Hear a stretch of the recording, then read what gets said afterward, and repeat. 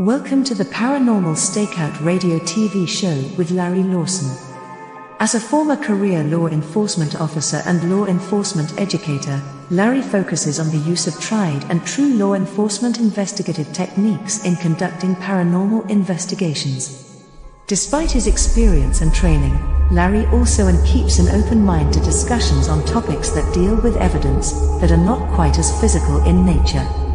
Paranormal Stakeout guests are professionals in the field of the paranormal and parapsychology, conducting the investigations and research needed to further the cause of paranormal study.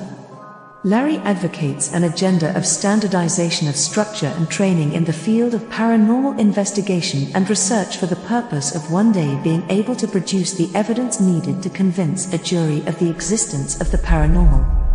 Whether it is ghosts, UFOs, unsolved mysteries, hauntings or cryptids, no topic is beyond the investigative reach of Larry Lawson and the Paranormal Stakeout Radio TV show team.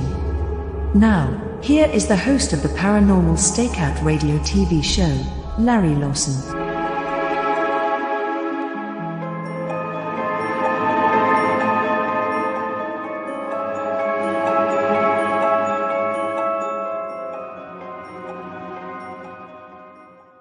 And hello, everyone. Welcome back to Paranormal Stakeout. I'm your host, Larry Lawson, coming to you from the Southern Command Post of the X Zone Radio and TV Network down here in beautiful Vero Beach, Florida, where we haven't had rain in weeks. But at least the weather's fairly warm, and unfortunately, all of our friends up north are getting a little chilly, so I can't kick too much. But welcome back, everyone. Hope everybody's had a wonderful holiday, and families and friends got back safe and made it through the airports and everything. Tonight, got a really interesting show for the first show of the year. DNR Paranormal is going to be joining us. A couple of guys from South Carolina. One of them's a Navy vet. They are a team of cryptozoologists and paranormal investigators out of Myrtle Beach. Charlie McCANN served our country in the United States Navy as a rescue swimmer, and thank you for your service, Charlie. That is one hell of a job. He got into the world of paranormal after a UFO sighting while airborne in a Navy helicopter. So we're going to hear more about that tonight. Anthony DeLucia has been a prominent paranormal ghost hunter for 5 years, developing his skills in both detection and communication. They have formed DNR Paranormal Cryptic Files podcast rather, when they unlock the secrets of the history and of history's most mysterious beings. So without hesitation, anxious to get these two really funny guys on, Anthony and Charlie. Welcome to the show, DNR Paranormal. Hey, how's it going? Thanks for having us. So we're not looking real Navy anymore there, Charlie, with that. No. Yeah, I hated shaving so much. Once I got out, I decided I'd never do it again. So now I'm a mountain man. Gotcha. So both of you in South Carolina now. Anthony, welcome also. Tell us a little bit about yourselves. How did you come together? How did you kind of get together to form the team? Take it from there. Tell us about yourselves. Want me to take this one? Yeah, I'll start it off. No, you get it. Okay. Yeah. So DNR started actually a couple years before Charlie was involved. We have a third member who's still up in New Jersey, where we're originally from. Couldn't convince him to move down south with us. But my friend Chris and I were already exploring abandoned buildings and looking for what goes bump in the night. And we decided, why don't we start doing this for other people? So we started reaching out to different people in the community that we had heard had hauntings and other things going on in their apartments and local bars and stuff that had weird things. And DNR was born. And then a year or two later, I met Charlie through starting a band. Actually, we needed a bassist, and Charlie was the guy. And Charlie and I became really good friends really fast. And one day he looked at me and he goes, "Why don't we talk about cryptids?" And I was like, "Well, I'm already doing ghost stuff, so let's just add it to the brand. Let's make DNR Paranormal and the Cryptid Files one awesome thing." And Charlie really jumped onto that, and beyond the cryptids, he really took the ghost hunting by storm too. And now we're here in South Carolina, taking it all on. Yep. So Anthony, since you started off, how did you get into the field? What event in your life caused this interest in you? So I was a really scared child. I was afraid of the dark. I was afraid of being alone. Like, you hear any sound in the night, I was like, "What's that?" And eventually that turned into, well, if I find the thing I'm afraid of and see if it's actually scary, it won't bother me anymore. And that led into hunting for ghosts. So instead of being terrified of the antique shop down the road because one of the dolls might move on me, I was like, let me stare at it until I see it blink. And it just became more and more of that until my friend bought his first spirit box. I grabbed some laser thermometers and EMF readers, and we went to town. Did you have a specific experience as a kid? So the most vivid one that I can remember is there in the house I grew up in, there was a woman that I would constantly see. She would be at the other end of the house when I would come home late at night from work or from school or being with friends or anything. And she would just kind of poke her head out of the den and watch me come into the house. And the first couple times I saw it scared me silly. I ran up to my room, locked the door, didn't know what to do. After a couple times of that, I started getting used to it and I started waving back. And I noticed as I got more comfortable, I would see more of this woman more often and more of her as like more of the apparition. Instead of just a head, more of the body would poke out and look at me until eventually she was standing in the kitchen one night when I came home. I thought it was my mother. She had her back to me and I walked by and they even said, "Hey mom, you're up late." And then it dawned on me that they were in Florida at the time and I was the only one in the house. So that right there, I was like, there's no way to explain that. They definitely just saw something and I want to see more. Did you ever figure out who that person was? No. So right before I moved out of that house, we did an investigation because I wanted to wait till the last possible minute in case it was somebody that I didn't want to know was living there. And we didn't get any conclusive evidence. We have some theories that it could be my mom's mother. She passed away when she was in her late 20s, and it kind of fits the same. She looks about the same as this apparition did. And my mom feels like she's been following her around her whole life. The only thing with that theory is that my parents moved out of that house 4 or 5 years before I did, and she stuck around. So we're not sure if it was my grandmother and she was staying with me, or if it could be somebody else that was just hanging around and watching over me. She doesn't seem to have followed me to South Carolina, so we really aren't sure. But your parents they didn't think you were half a bubble off or anything. They were pretty open with you about it, I guess, right? My mom, for sure. My dad is just kind of one of those like, okay, whatever you say, bud. But my mom was very much like, it's probably my mom, or it could be our aunt, or it could be this person, or maybe it's whatever. So, well, I noticed in the back there you got a sign, "I got stoned with Bigfoot," so maybe they were thinking that was part of it. Yeah. So my mom bought me that sign. So there you go. Okay. So Charlie, United States Navy. Wow. Once again, thank you for your service. Oh yeah. Thanks for the tax dollars. Funny man. So tell us how you got into the field here. Okay.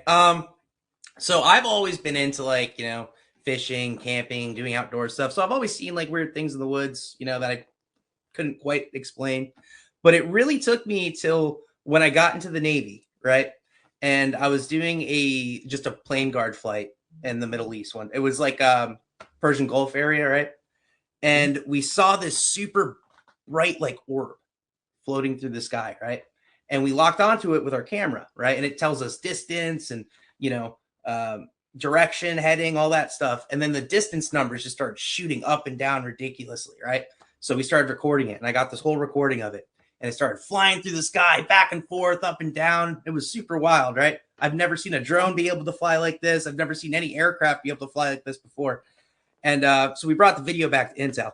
And let me tell you, we've taken videos and pictures of, different countries' boats, submarines, all kinds of cool stuff. And afterwards, we go back with our buddies from the shop and we go watch the videos and we're like, oh, look what we found. Cool.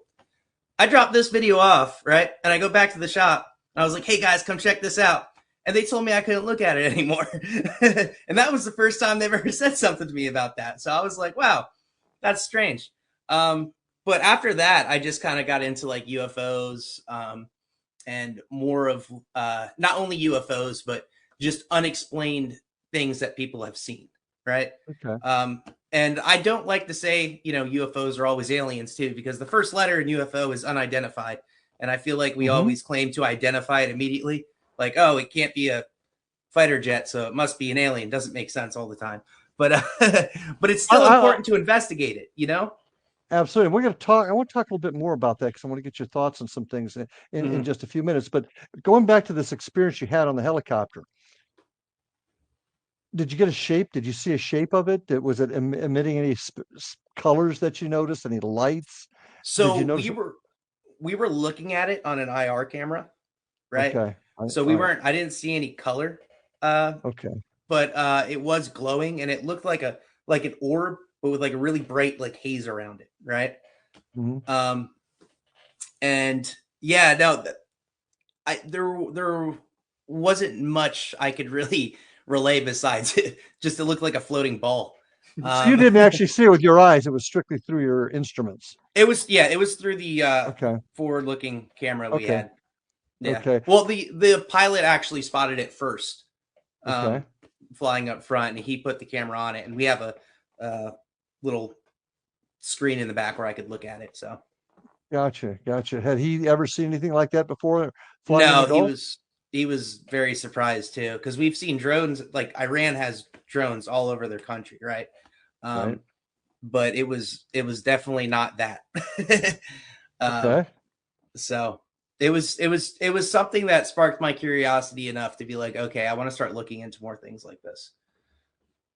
One other quick question. Any other talk about those types of sightings in the Persian Gulf? Did anybody else talk about it? Also, did you have anybody from Intel like take you aside and say, keep your mouth shut about this or anything like that? No one told us to keep our mouth shut about it. They just said we couldn't see the video anymore. Right. Uh-huh. So we were just talking about it for like the rest of deployment, like trying to figure out like what this thing was to everybody. But there's been people, I mean, it's the middle of the ocean, right? Mm-hmm. People have I have more UFO stories I think I've heard from Navy guys, just seeing weird stuff in the middle of the night out there than, anyone else.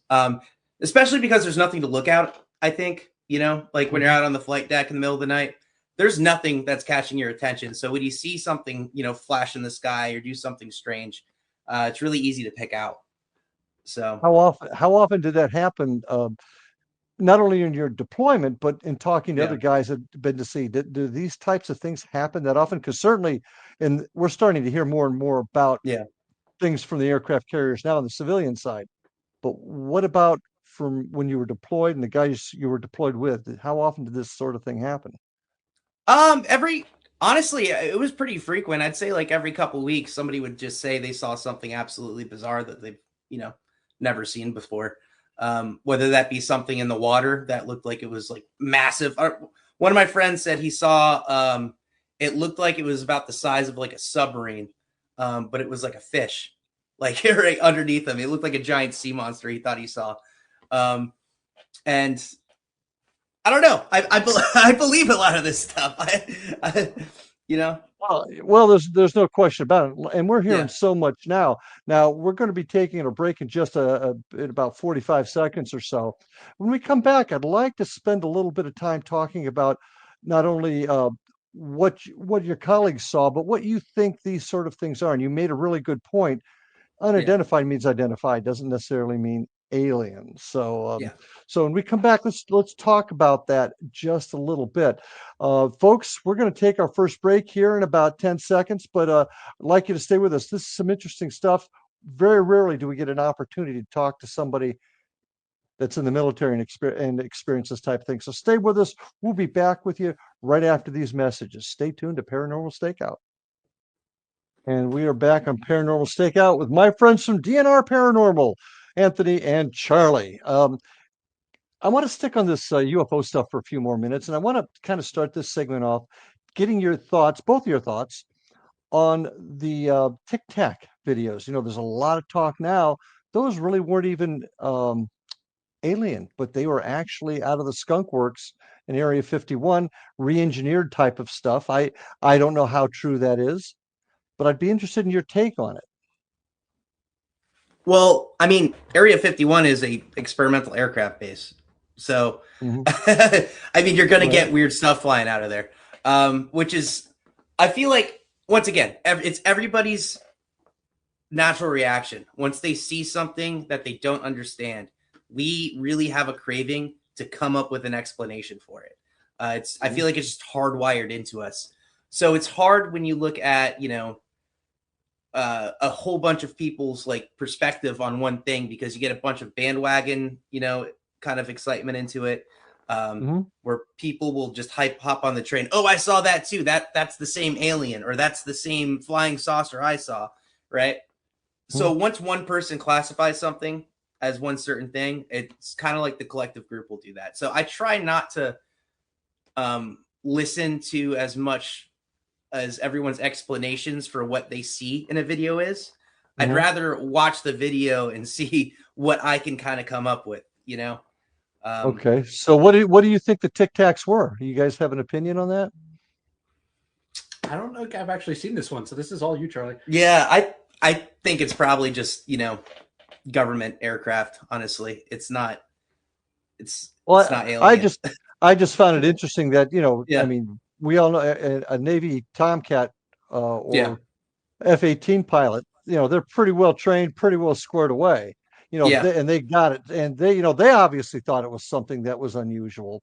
But I didn't know if you had looked into the theories at all of where they may have come from, because the big thing now, Stephen Greer, I think, talks about it. If you're familiar with him, talks about the fact that they are re-engineered alien spacecraft. Oh, interesting. That'd be super cool if they were. I hope they are. Other than your event in the helicopter, have you had any other UFO sightings, either of you? You had one here in the neighborhood. I had one here in the neighborhood, which was super weird. I was driving home one day, right? I forget where I was driving home from. It was whatever I think I was hanging out with my in-laws, but which is another paranormal experience on its own. So I'm driving down the street, right? You better hope they're not watching this show. No, they don't watch anything I do. But anyways, I'm driving home, right? I'm in my neighborhood, and I just see a whole bunch of people standing in the street looking at the sky. And I was like, oh, okay, this is weird. So I just drove past, right? And then one of my neighbors starts yelling at me, and he goes, Charlie, Charlie. And I'm like, hey, Just, I could barely hear, so I couldn't tell what he was really saying right afterwards.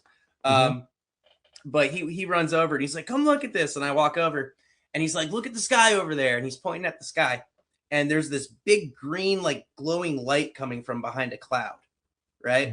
And he's like, there's something behind that cloud. And I was like, oh, okay, well, yeah, there's a light back there, so that makes sense.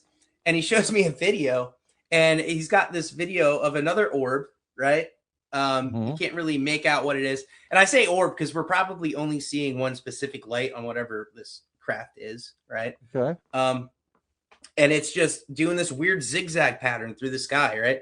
And then I was like, my first thought when I see something like that, I was like, oh, it could be like a laser, it could be something.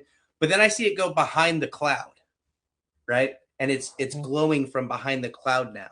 So I can't imagine a laser that would be shooting behind the cloud and then causing that type of glow, kind of giving it like a halo effect. So that was super interesting. We got that video. Did we put that up on the podcast yet? No. Yeah, we should. Oh, yeah, you should. Well, now, my wife actually had an experience herself night before last. She was looking out. It was last night. She was looking out the front window and started seeing several lights that were blinking strangely, and she took a video of it. I looked at it, and there was like 5 of them out there, 5 or 6 of them out there at different areas. I've pretty well determined they were drones. Yeah. How often do people mistake UFOs or UAPs, as they also call them now, they mistake drones for something like that? Drones all the time. Drones are all the time. And also my new favorite thing to do is whenever somebody says they saw a UFO sighting at this area at this time, I look up to see if there was a meteor shower or something happening. Because we went to a UFO convention, a UFO and alien convention down in Georgia, right? And everybody came in. What you want to call it? Yeah. Everybody came in afterwards the next day, and they're like, we had this UFO sighting, and they showed this like blurry video of a green orb going through the sky. It was like kind of like a streak. And then I pulled up the news, and I was like, oh, meteor shower last night can be visible right where we're at. I was like, that could be it, guys. I don't know if this was necessarily an alien. The video that one bartender gave us, she was like, I saw a UFO. I looked at it, and I was like, that's the reflection of your dashboard lights in your window, huh? Yeah. I'm really sorry. Yeah, I'm so sorry.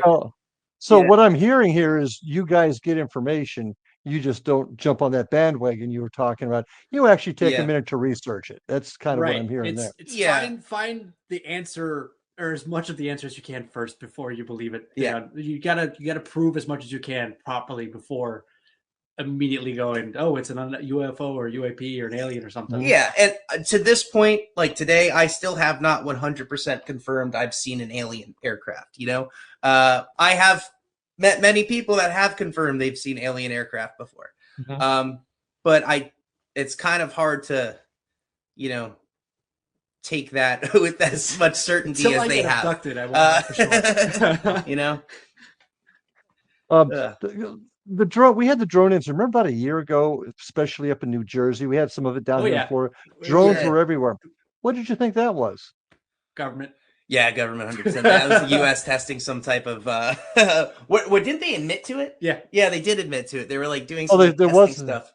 Yeah, they finally admitted to that, huh? They did finally admit to it. They were doing some military testing stuff. They didn't admit why. Yeah, that's just all they gave us. Which they honestly, and a lot of people are like, "Oh, they're hiding stuff from us." I'm like, well, there's some things the military does have to keep a secret just for a national defense standpoint, right? We don't want to tell the entire world that we have the capability to do certain things. So you know, every time that they give a vague explanation, I don't think it's because they're trying to hide aliens from us, but sometimes they definitely are trying to hide aliens from us. So you believe that we have been visited by craft from other galaxies, planets? Yes. Yeah, I do. Okay. Yeah. What is your theory then on how they're getting here? Have they always? Some people say they've always been here. Some people talk about the wormhole theories. What are your thoughts on that? I don't know how they're getting here. I don't know why they're coming here, right? Or how often they're coming here. But I do know just the amount of research that the U.S. government has put into, you know, actually tracking and finding these things. Like with Project Blue Book, that was their biggest, I believe, UFO project for a long time. And they tracked how many? It was like 12,000. Ridiculous. It was a ridiculous number of UFOs, right? And they said 800 of them are still unexplained. But I also looked at some of the explanations that they had, and they were just complete BS explanations. So they definitely are trying to hide things at some point. We've seen a lot, especially with when we did Kofu Fanged Humanoids. That was a alien sighting in Japan, right? The Japanese government pretty much told they immediately shut that down. Immediately shut it down. We were testing a propeller plane. You didn't see that. They said they said we were testing a propeller plane. 2 kids saw this actual UFO land, right? 2 aliens come out, a saucer, right? And like they made contact with them, right? The kids went back to grab their parents, and their parents saw the aircraft take off, right? And fly away. Right. And then their school did an investigation afterwards. The Japanese government told them to stop pretty much talking about it, and that didn't happen. We were testing a propeller plane. Those 2 kids, right? This happened in the 80s, right?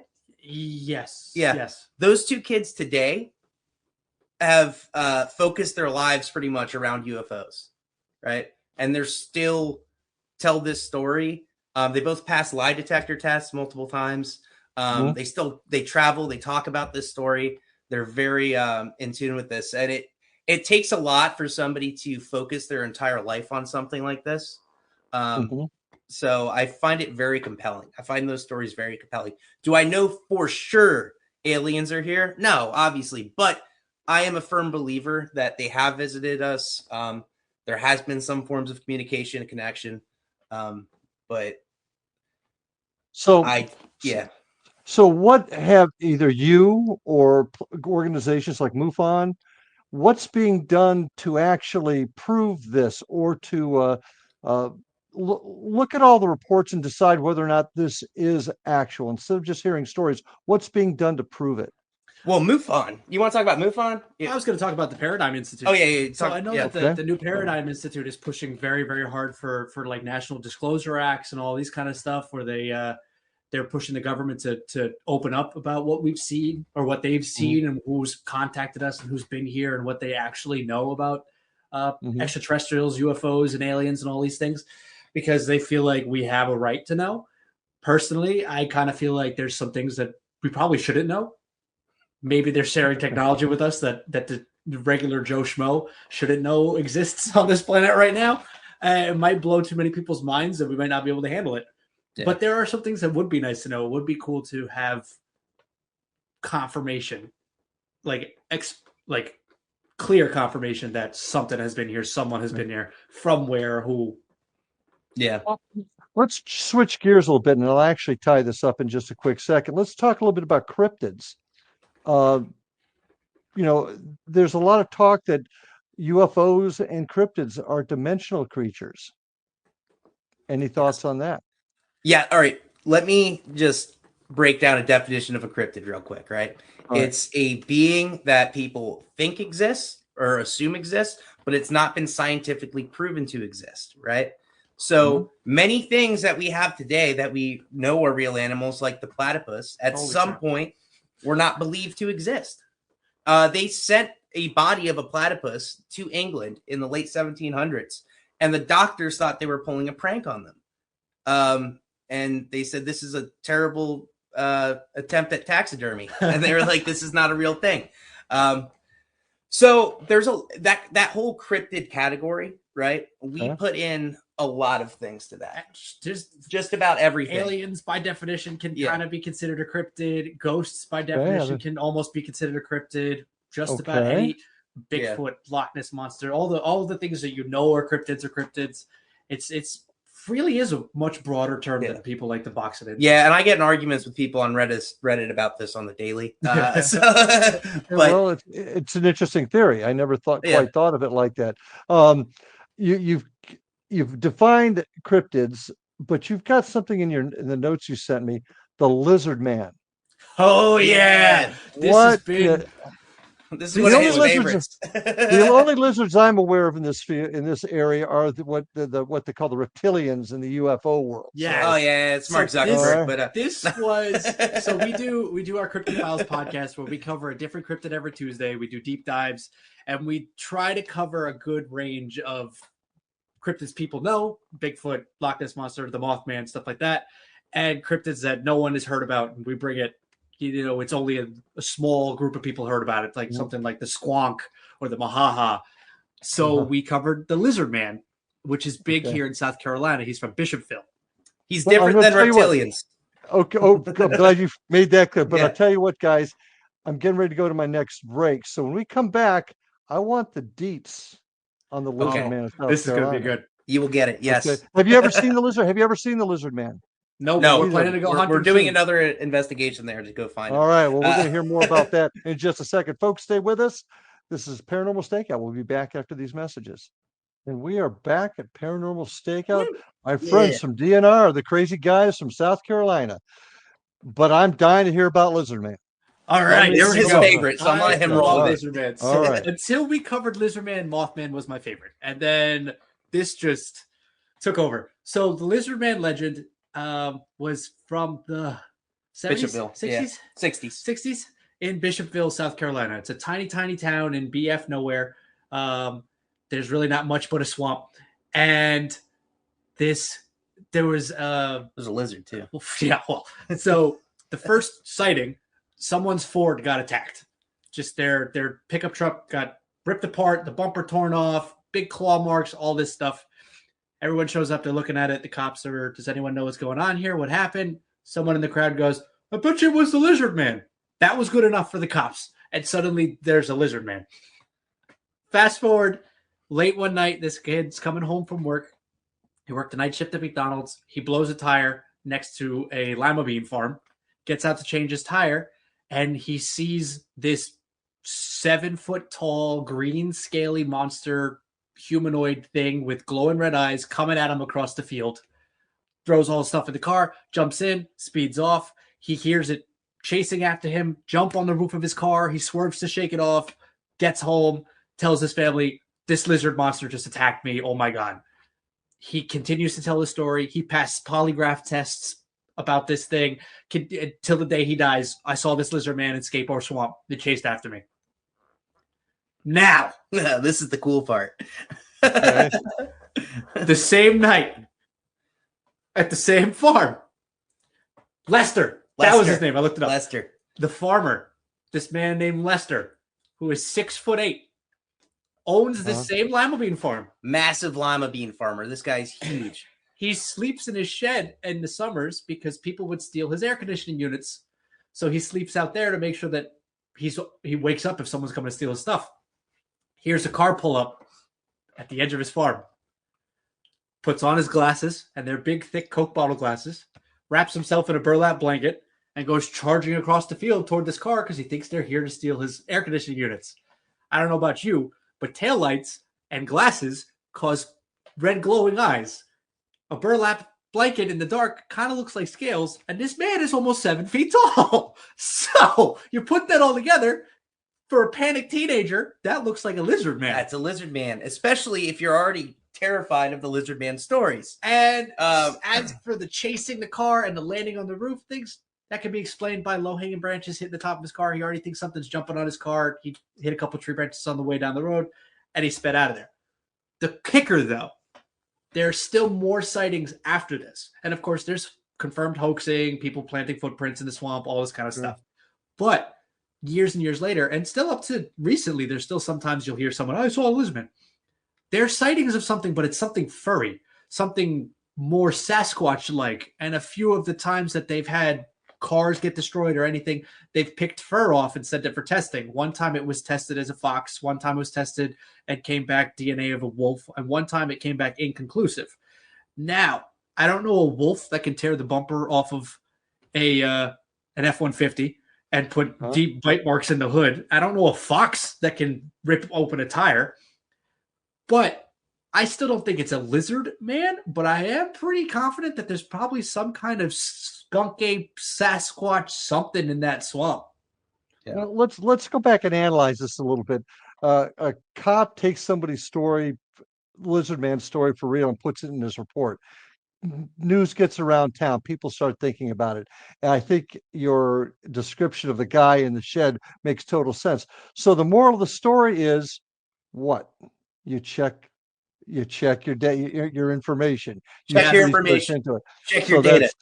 Because this blew up. This was worldwide news for a little while there. Bishopville was on the map, and since they do the Lizard Man Stomp every year. Great festival. Last year, we're going again this year. It's Bishopville's thing. Yeah, there is nothing else in Bishopville except for the Lizard Man and the Cotton Museum. And the Cotton Museum. They have a Cotton Museum too. Well, Point Pleasant, they've got their Mothman and the Jersey Devil up in the. So I get you. Now there was a story recently, and forget my old man brain because I'm forgetting it. But there was I saw a video where a guy was coming home from work or wherever, and his truck got hit by a large creature, and they literally called the cops, and there were scratches all over it. And I cannot think of where that is right now, but that story you told me about Lizard Man kind of reminds me of that. And there's actually a phone call from the driver to dispatch, and they got it. And this guy sounded terrified. If it was an act, it was a pretty convincing one. Are you familiar with that story at all? I remember that going around. I believe that was in North Carolina, but I'm not 100% I think sure. it was. Don't quote I me think on it was but North Carolina.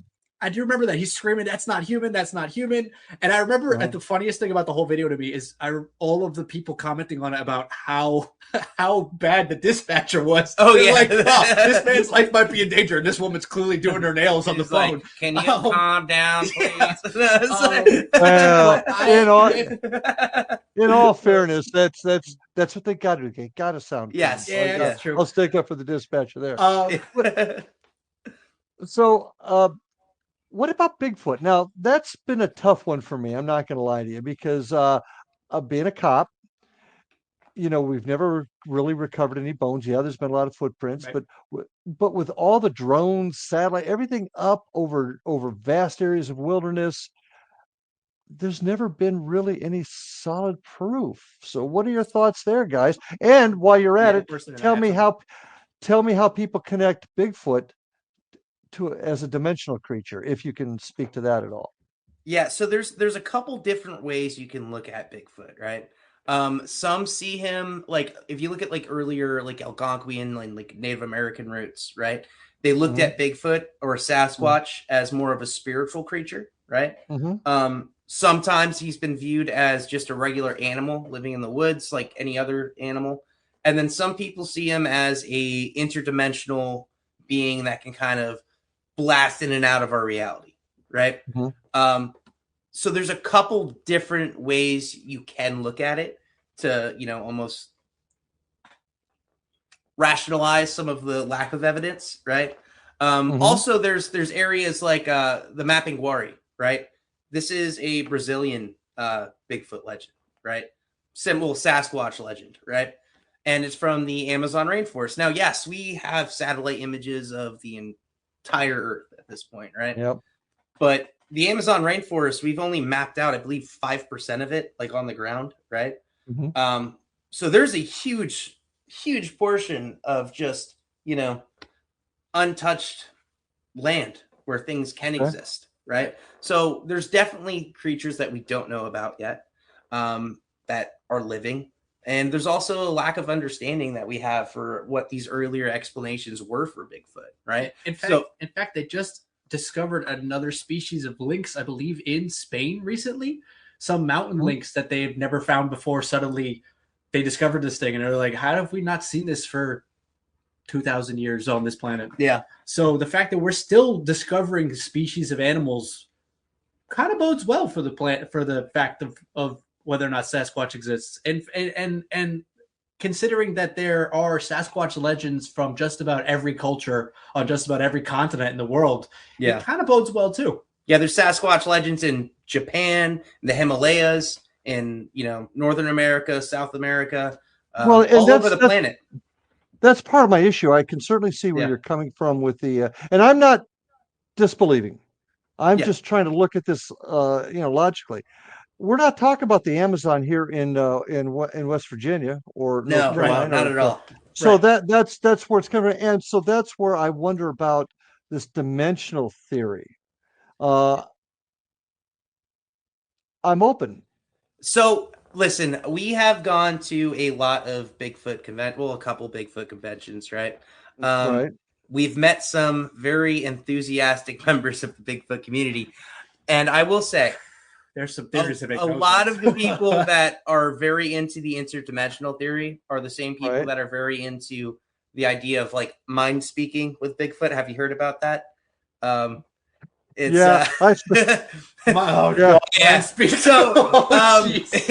it's difficult. It's difficult. No, it's hysterical. Yeah. I remember we went to our first Bigfoot convention we go to, and there was a person there with a copper pyramid on their head that told us they telepathically communicate with Bigfoot all the time.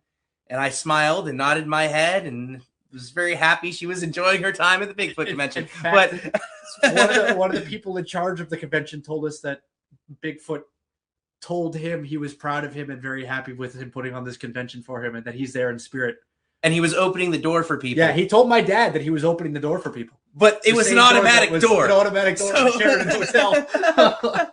It does make it a tad bit hard to be taken seriously. Yeah, it does. But and that's we find this a lot with all these cryptid legends, right? We'll have a couple very good, solid experiences that we've seen where people have actually they're like that 911 call. That guy seemed like he was actually in shock and saw something. Legit, yeah. And after that call, right, there's going to be another 500 people in that same area that make a Bigfoot sighting, right? That will create something. And so it's a huge, it's an ocean of data, and you have to sift out a lot of the nonsense. Okay, so let's do that right now, you guys. I mean, you've been really upfront, and I appreciate your honesty. But do you believe these cryptids exist? Whether or not it's actually some of them. Okay, some of them. There's a handful that there's no way. We have joked. Yeah, just like who's your favorite? My Lizard Who's Man's your up favorite? there. Mothman's probably my absolute favorite. My favorite, Pleasant, quite an interesting museum there. Yeah. My favorite is one that I know doesn't exist, but I just love the story so much. It is the Grafton Monster of West Virginia. Super crazy story. This guy, he was a 17-year-old reporter, said he had this awesome monster sighting, right? Brought it back into his editor. They posted a newspaper article about it. It blew up. The entire town went into a monster hunting craze. For 50 years, all they talked about in this town was this monster. And then I found this random article online that I found it was referenced to online, and I couldn't find this article anywhere in any of our Grafton Monster books, any of the web pages. But it was the reporter actually saying 50 years later that he made the story up as a young reporter. And so I wound up contacting the library of Grafton in West Virginia, and I found the actual article they wrote in the newspaper, and it was from, like 2006 or something, I forget. And they sent it to me, and I was like, yeah, this is real. It's the same reporter. But I love the story. So Grafton Monster just has a place in my heart. How do you separate these stories? And it's obvious, you guys have looked at some of them and found the fallacy in a lot of them. How do you split it up? How can you say this one's real, this one's not? What's your criteria? Some of them are just straight up. They tell you, like that one. The guy wrote the story 50 years later. Was like, I made it up. Some of them are so far fetched. Like, for instance, the squonk. The squonk is a Pennsylvania cryptid. Squonk's real. Yeah. The squonk is this sad little naked mole rat looking, wrinkly, warty beast that lives in the hemlock forests that is so ashamed of its own appearance that all it does is cry. And if you try to catch it and you corner it, it dissolves into tears. We know that's not real because that doesn't work. That's not physically possible. Now, there are also some cryptids that we have stories that are too, like, they make too much sense. We covered something known as the Blue Devil, which is another West Virginia cryptid. Well, I gotta stop you because we're about ready to come up on our last break. This is going way too fast. But stay with us. We're gonna start talking about ghosts right after the break. So I want to get your thoughts on that. So we'll be in here. So folks, stay with us. We'll be back right after these messages. And we're back for our finals. Caught you there, Anthony. We're back for our final segment, folks. And if you want to hear a little bit more about what my team does, you can get a hold of us at IndianRiverHauntings.com for our Facebook page. You can also check our YouTube site out. I'll get these words out. Our YouTube site is at Indian River Hauntings 2341. If you want to see some of the videos of our investigations and some of the things that we do, you can also get a hold of me through the website at IndianRiverHauntings.com. I can't even talk now. But folks, starstruck. I also want to make sure that folks realize there's some great programming on the X-Zone Radio TV channel. You can get to it by going to xzbn.net, and see all the terrific programming on the X-Zone Radio and TV channel. Now, guys, how can folks find out more about you? You can find us on just about every social media platform. We are DNR Paranormal, either with an underscore, period, or no spaces. It's pretty easy to find us. We're on Facebook. We're on Instagram. We're on YouTube. We're on Apple Podcasts. We're on Spotify. We're on TikTok. Anywhere we exist. We got, Right. Do you guys do, how many investigations do you guys actually do? I know you do your podcasts and stuff, but how often do you actually investigate? So we were doing a lot when we were still back up in New Jersey. Since moving down here to South Carolina, try to get our feet under us and deal with the move and all that, we haven't been able to do much. Charlie actually went out to San Diego and did one on the Proctor Valley Monster. But other than that, not much yet. We have plans to once the weather changes and we get out of the winter. So right now we're using the time to get our gear set and get some more gadgets and things built and put together. I did some. Go ahead. I said I just recently did some programming because we've noticed ghost hunting equipment, right? They have all kinds of fancy gadgets online you can buy, right? And if you want to spend, $1,000 for a motion capture ghost hunting system, go ahead. But I recently just took a Xbox 360 Kinect, right? And I made my own program where I can use it as a motion capture system. And this Xbox 360 Kinect is $10, right? Yep. $10 for that. They use it for camera. Yeah. They use it for animation now too, for motion capture. But you can also use this for, ghost hunting. And it also does an IR dots projection too. So the reason I use this one instead of the Xbox One Kinect was because the Xbox One Kinect uses a kind of like just a general what's it called? Beam of light, just IR, like a huge stream of IR energy. This one uses individual lasers, right? So when I look at it with my IR camera, I can see those individual dots on the wall. So for getting some type of, motion, it's picking up like a stick figure of a person or an outline of a person with a depth chart. I can look with my IR camera and see if I see any fluctuation in those dots that are actually projecting that area too. So, so what are you saying about equipment? What's your point there? There's a lot of gimmicks and don't fall for them. There's so much that you can use and get and have for much less money. Something as simple. I see cat balls are the new thing that people getting ripped off with. There's all these companies that are making the devil's balls and the ghost balls and the ghost orbs things.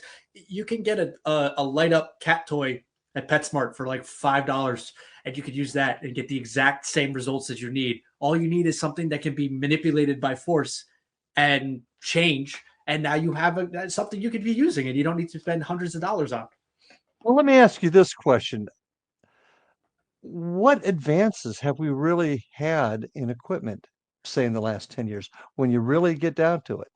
Really, honestly, nothing. I feel like we've just advanced on the gimmicky side, and people stopped thinking for themselves and making their own equipment. And that's what we're trying to now put out there in the world too, is that you can ghost hunt on a budget, so to speak. Yeah. Where tools don't need to come from some fancy paranormal site or somebody that claims this is the greatest thing and they sell it to you for $1,000. I have a laser thermometer that I bought for $20 at Home Depot that does just I got mine.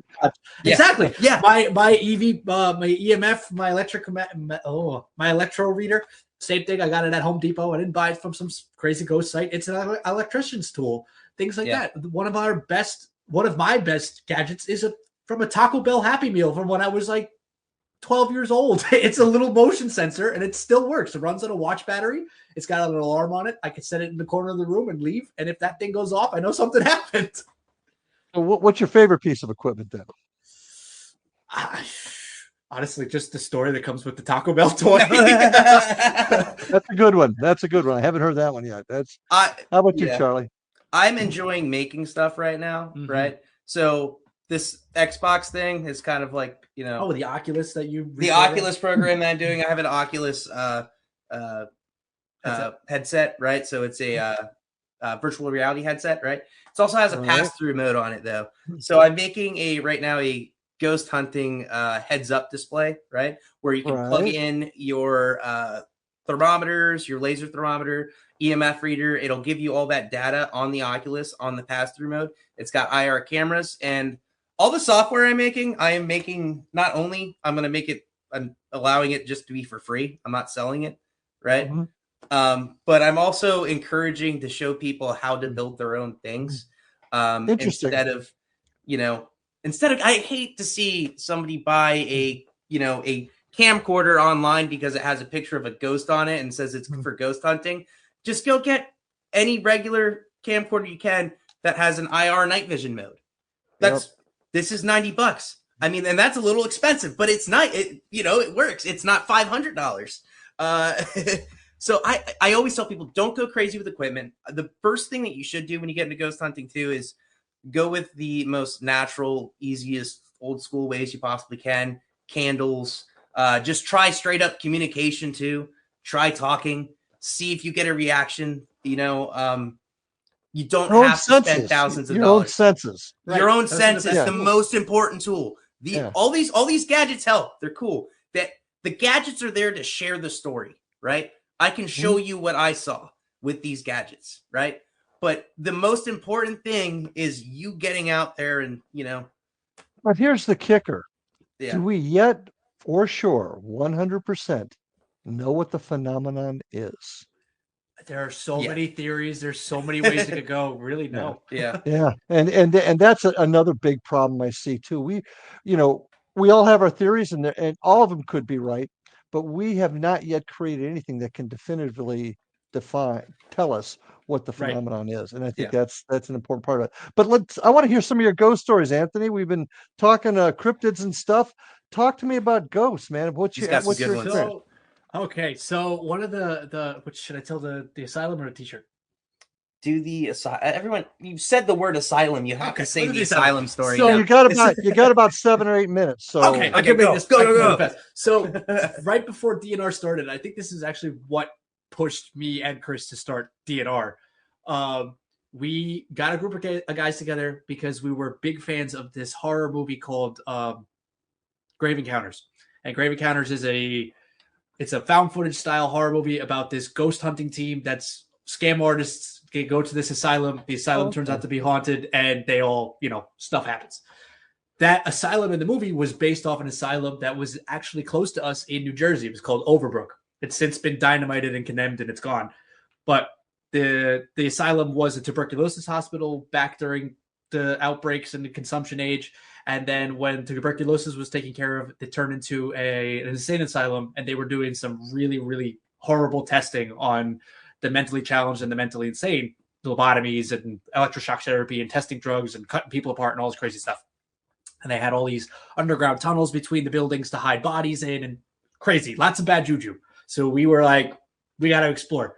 So we had a group of 5 of us. We all had like glow sticks and spray paint and things to be able to mark our way through so we didn't get lost because it was huge. And we started exploring. And we're wandering through the campus, and everything is boarded shut. We can't get into a single building. Everything is nailed closed. Everything's locked up. Finally, one of the guys in the group is this big football kid. It's actually Chris's brother. He's like, I'm just going to pull a door open, keep watch. And I'm like, I don't know how I feel about that, but screw it. I want to get in the building too, so let's do it. So he's wrenching on this door, and I'm standing behind him with the flashlight, and there's a window next to me all boarded up. And as he's wrenching on it, suddenly I start hearing like knocking on the inside of the window. And I tell him, hold on, something's knocking. He goes, screw you. I'm going to get this thing open. I'm like, so he keeps wrenching on it. And finally, something on the inside of that window pounds that board hard enough that dust falls on me. And I go, dude, stop. We're not getting into this building. And he's like, I guess I'll trust you. And I'm like, let's go. Something else.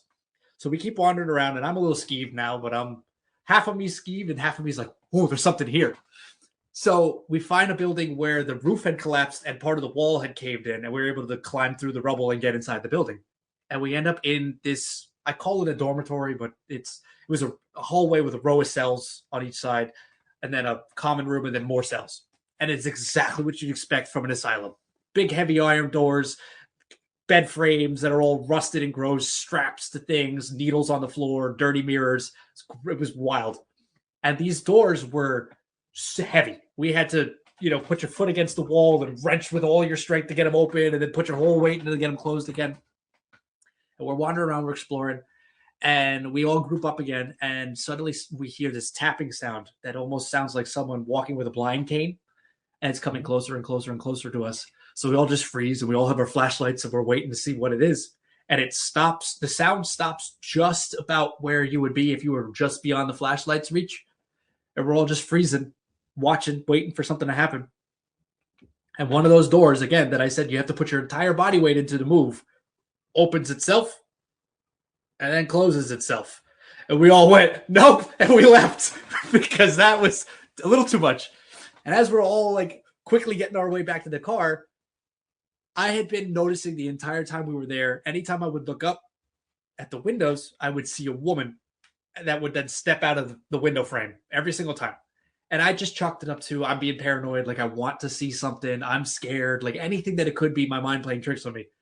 But as we're walking back to the car, my buddy Chris nudges me, and he's like, are you seeing something in the windows? And I go, is it a woman? He's like, is she wearing like a gown? I'm like, with the black hair? He's like, dude, we're seeing the same thing. I'm like, we got to get out of here. This is creeping me out. What do you think that is, Anthony? What is your opinion? What is your theory about that experience? What is that other side that we're looking for? There's a lot of bad juju I guess because it's gone now, but there was a lot of bad juju and a lot of bad energy in that place. A lot of people getting tested and tortured and pulled apart. So well, I think it just might be residual. I think it could be anything from maybe the nurse was a good nurse that died and she's there watching over to make sure that the right people come through. Maybe some of the like the pounding on the windows of the walls, or somebody telling us to get away. Who knows? Okay, as we've got only a couple of minutes left, and I got so many more things I'd like to. You guys have been a blast, by the way. Well, what do you think it is? What is your theory of what it is? And what do you want to be? What do you want to do to find the answer? So if you could wrap that in 2 minutes. The biggest theory that I subscribe to when it comes to spirits is it's attachment. It's somebody that has either something unfinished or a reason to be paying attention to a specific place at a specific time. I don't think that they're stuck there, but I think they're watching that area from the other side. And whether it be for good or bad reasons, it's totally up to that spirit. So the best way to find out is to go back with some equipment and ask some questions. Find out why they're around and why they're watching that space, whether it's they're angry about something, they want revenge, they can't let go, or they're trying to warn people. They don't understand that the asylum has been closed for decades and they think that we're going to be the next patients and they're trying to chase us out, or they think we're the new doctors and they're mad. Who knows? Well, either way, guys, as we wrap up, we're going to be watching DNR Paranormal to see what else you guys can come up with. I truly appreciate you guys being with me tonight. Look forward Thanks to for having you having us. back and tell some more stories. And folks, I want to thank you for being with us tonight on Paranormal Stakeout. And until next time, take care of yourselves. We'll see you on the other side. Have a good night, folks.